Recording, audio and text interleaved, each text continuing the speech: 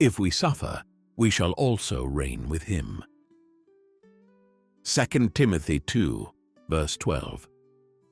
We must not imagine that we are suffering for Christ and with Christ if we are not in Christ. Beloved friend, are you trusting in Jesus alone?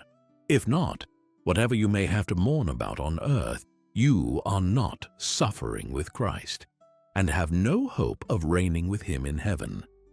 Neither are we to conclude that all of a Christian's sufferings are sufferings with Christ, for it is essential that he is called by God to suffer.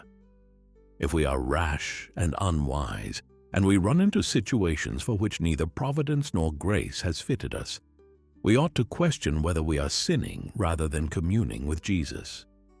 If we let passion take the place of judgment, and self-will to reign instead of scriptural authority, we will then fight the Lord's battles with the devil's weapons, and we must not be surprised if we cut our own fingers.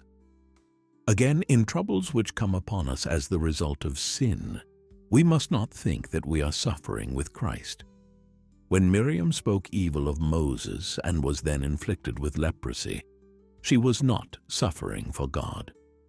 Moreover, suffering that God accepts must have God's glory as its outcome.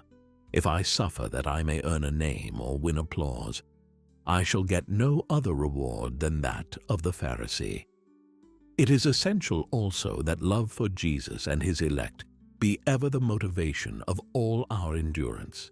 We must manifest the Spirit of Christ in meekness, gentleness, and forgiveness. Let us search and see if we truly suffer with Jesus. And if we do thus suffer with him, what is our light affliction compared with reigning with him?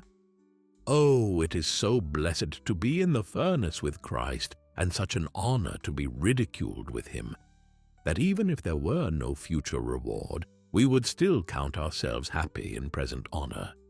But when the reward is so eternal, and so infinitely more than we had any right to expect, shall we not take up the cross with eagerness and go on our way rejoicing?